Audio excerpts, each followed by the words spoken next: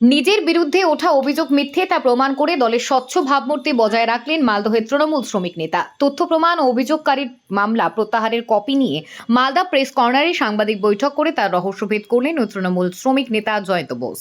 উল্লেখ্য, গত সোমবার রাতে ইংলিশ বাজার সহ তৃণমূল কংগ্রেসের শ্রমিক সংগঠন আইএনটিটিইউসির সহ সভাপতি জয়ন্ত বোসের বিরুদ্ধে মালদা মেডিকেল কলেজ হাসপাতালের এক অস্থায়ী কর্মীকে মারধর এবং টাকা চাওয়ার অভিযোগ উঠেছিল।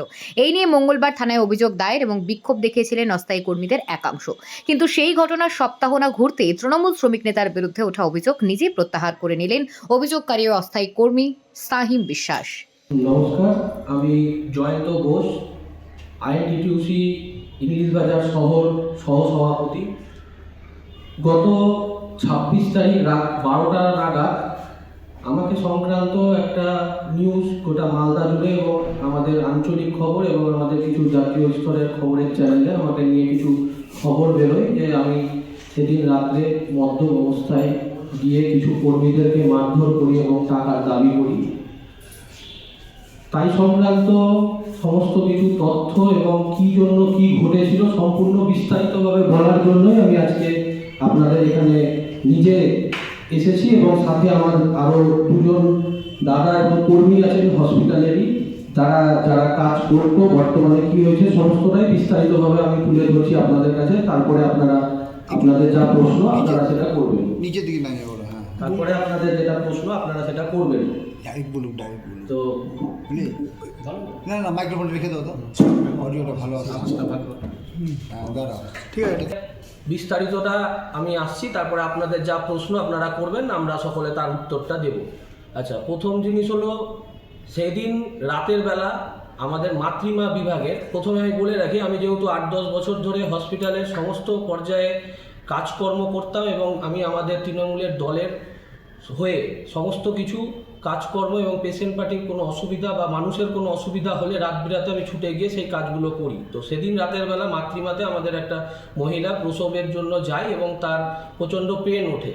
তো আমাকে যথারীতি ফোন করে, আমি ওখানটায় যাই, তাকে সাহায্য যদি কিছু করা যায় সেই জন্য। সেখানে যাওয়ার পরে আমাদের কিছু ভাই দাদা যাদেরকে মানে যারা 8-10-15 বছর ধরে ক্যাজুয়ালভাবে প্রচুর আন্দোলনের ফলে কাজটা পেয়েছে, কিন্তু তাদেরকে বসিয়ে দেওয়া হয় অনৈতিকভাবে। তো আমাদের কাছে লিখিত কমপ্লেন দেয়, আমরা সেই কমপ্লেনগুলো কিন্তু বিভিন্ন জায়গায় সেগুলো ফরওয়ার্ডও করা আছে।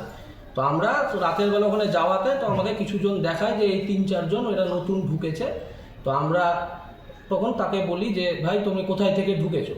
তো এইসব কথা কিন্তু এবার বলা হচ্ছিল যে ওখানে ঢুকে নাকি মারা হয়েছে। আমরা প্রশাসনকে সাথে নিয়ে সেখানে যাওয়া হয়, সেই সিসিটিভি কিন্তু বের হয়নি।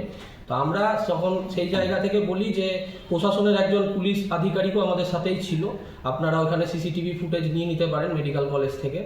আর দ্বিতীয় জিনিস হলো, আমরা তার সামনেই কথা বলি যে পরের দিন সকাল 11:30টায় এটা নিয়ে বসা হবে।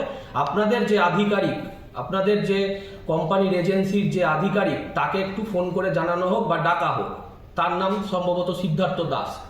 তো তাকে ডাকার জন্য 11:30টায় বলা হয়। তো সেইরকম এইটুকু হয়েছে সেই দিনের রাতের কথোপকথন।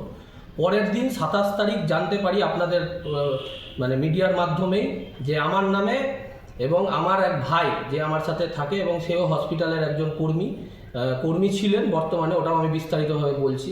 তো তার নামে একটা মামলা দায়ের করা হয়, আমরা নাকি তাকে চর ঘুষি থাপ্পড় মারি।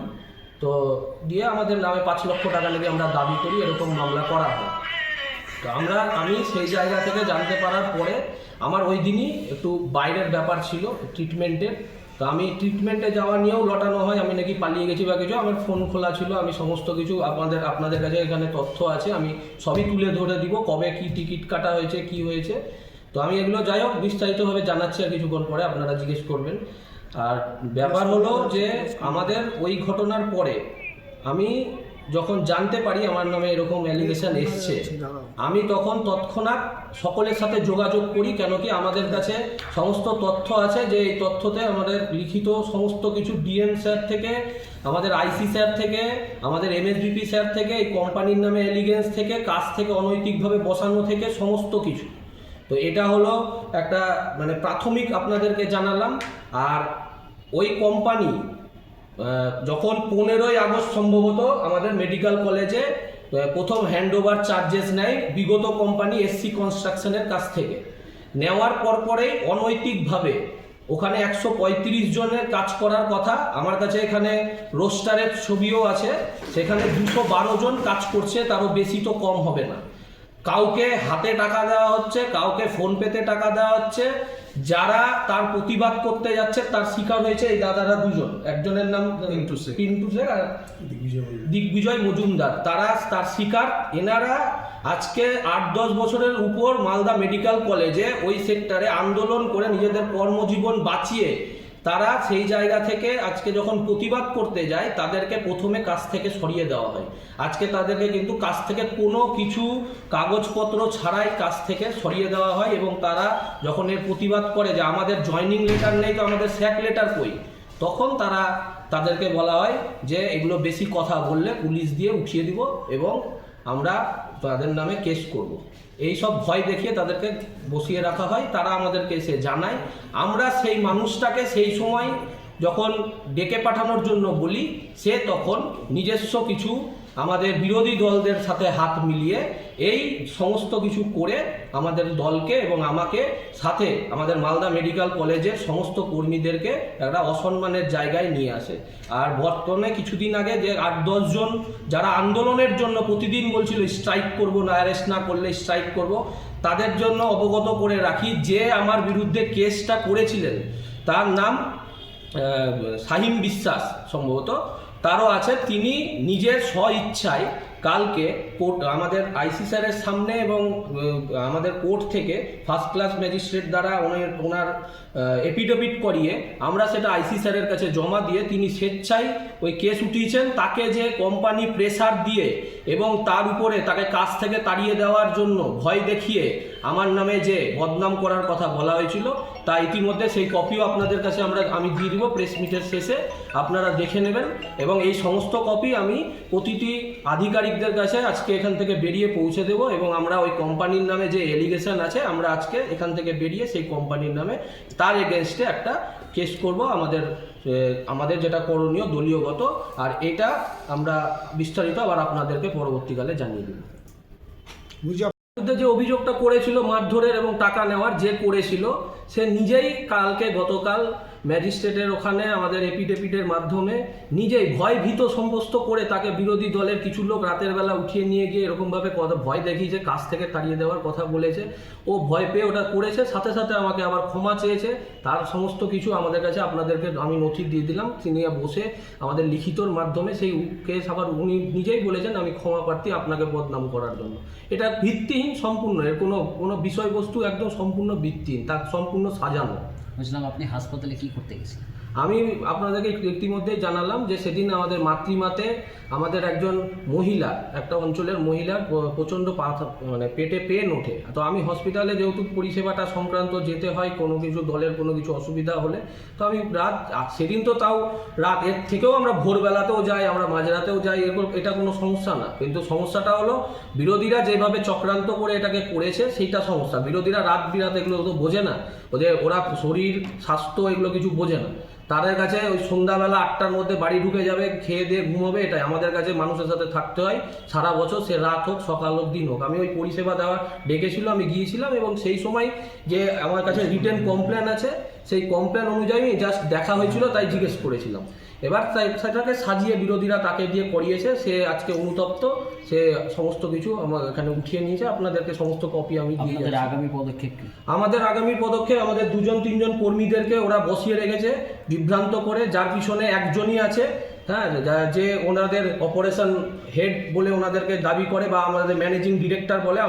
আমি জানি সে ম্যানেজিং ডিরেক্টর না, ওনাদের ম্যানেজিং ডিরেক্টর আর্মার সিকিউরিটি সার্ভিসের বিনোদ গুপ্তা, ওনারও এখানে দেওয়া আছে, হ্যাঁ, আপনারা দেখে নেবেন, ওনার ভিজিটিং কার্ড, ফোন নাম্বার দেওয়া আছে। আপনারাও তদন্ত করবেন। আমরা চাই মিডিয়া আমাদেরকে মেলাইন করার আগে একবার তদন্তটা করা উচিত। এটা আমাদের কাছে খুব কষ্টের যে আমরা যখন তিল তিল করে নিজেরা একটা চরিত্র উদ্ধার করি, নিজেদেরকে একটু বড় দেখানো, ভালো দেখানো, দেখানোর জন্য, সেটা 1 মিনিটে যখন ধুলিস্যাৎ হয়ে যায় পাড়ার মধ্যে, তখন খুব মান সম্মানের লাগে। পাড়ার মানুষটাও তো আমাদের জানে যে রাত বিরাতে এই ছেলেটা পড়ে থাকে। তো আপনারা সেই জিনিসটা আশা করব, আজকে আপনাদের হাতে টোটাল তথ্য তুলে দিলাম, আপনারা এটা ইনভেস্টিগেশন করবেন যে মেডিকেল কলেজে এজেন্সিগুলো, দুটো এজেন্সি আছে, এখন এই এজেন্সিটা কত টাকার স্ক্যাম চলছে আর 135 জনের বদলে কতজন এক্সট্রাভাবে কাজ করছে। সেটা আপনি প্রশাসন বা মেডিকেল কলেজকে জানাননি কেন? হ্যাঁ, প্রশাসন, মেডিকেল কলেজ সমস্ত জনকেই জানানো হয়েছে, তারা অবগত হয়েছে এই ঝামেলার আগে আমরা জানানো হয়েছে। আর এই ঝামেলার তারা আমাদেরকে বলেছিল এটা তারা হস্তক্ষেপ করবে, কিন্তু তার মধ্যেই যখন জানতে পেরেছে এই কোম্পানির কিছু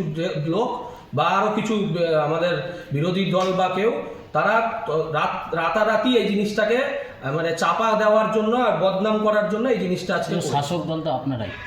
আমরা শাসক দল, আমরা আজকে জানিয়েছি যে সেই দিনই জানানো হয়েছে, যখন বিস্তারিত জানতে পারি তার আগের দিনই জানানো হয়েছে। আমাদের আধিকারিকরা বলেছে এটা সম্পূর্ণ যাচাই করে দেখা হবে। তো এবার কেউ বা কারা নিজেদের স্বার্থে যদি এগুলো করে থাকে, তার জন্য তো একটা সময় নির্দিষ্ট ধরার পরে একটা সময় দিতে হবে, 24 ঘন্টা বা 48 ঘন্টা। কিন্তু তার মধ্যেই তারা এইরকমভাবে মিডিয়াকে সাপোর্ট নিয়ে, কিছু শ্রেণীর মিডিয়াকে এদিক ওদিক করে ভুল বুঝিয়ে তারা যে বদনামটা করেছে, তার জন্যই আজকে আমরা বসেছি। আর আমরা শাসক দল বলেই, আমরা এভিডেন্স ছাড়া কথা বলি না বলেই আজকে বসেছি। যদি তাদের সৎ সাহস থাকে, আপনাদের মাধ্যমে আমি চ্যালেঞ্জ করলাম তাদেরকে, যে যদি তাদের সৎ সাহস থাকে, সেই কোম্পানি এসে আমাদের মতন আপনাদের কাছে এসে চ্যালেঞ্জ করে বলে দিয়ে যাবে যে না, এই তথ্যগুলো ভুল। চ্যালেঞ্জ করে বলে দিয়ে যেতে হবে এই তথ্যগুলো ভুল, কেন কি এই অ্যাটেন্ডেন্স সিটের সমস্ত কিছু, আর মেডিকেল কলেজে যে ঘুরে বেরিয়েছে এতদিন 135 জনের বেশি আরও কিছু জন, তাদের সিসিটিভি বের করে আমাদের কাছে রাখা আছে। তারাই শুধু সিসিটিভি বের করতে পারে না, বা তারাও কাউকে টাকা পয়সা দিয়ে খালি করতে পারে না। কিছু শ্রেণীর মানুষ অবশ্যই আছে যারা পয়সার বিনিময়ে এগুলো করে, কিন্তু আমরা সরকারি দলের একজন আমরা কর্মী, আমাদের দ্বারা সরকার অপমানিত হলে আমাদের লজ্জা লাগে। তাই আমরা প্রমাণ সমেত আপনাদের কাছে 2 দিনের জন্য টাইম চেয়েছিলাম, যে আমাদেরকে টাইম দিতে, সমস্ত তথ্য প্রমাণ নিয়ে আপনাদের কাছে আজকে বসেছি। ঠিক আছে। বলছি ভাই, এই যে আমাকে তো সবাই বলছে, জিজ্ঞেস করছে, যাই হোক তুমি চলে গেছো, বলছি আমার বিরুদ্ধে যেটা কেস করেছো কি না করেছিলা, যে সেটা যে উইথড্র করেছো, তুমি কারো চাপে করোনি তো? এটাই সবাই জানতে চায়। না, আমি কারো চাপে কেন করবো দাদা? নিজের ইচ্ছাই করেছো তো? নিজের ইচ্ছায় আমি তো খুঁজে বেড়াচ্ছিলাম, আমি তো বলছিলাম যে আমি তো এগুলোর মধ্যে নেই। এইবার ওনারা করেছে, আমি তো সেটা করিনি, আমি বুঝতে পারিনি।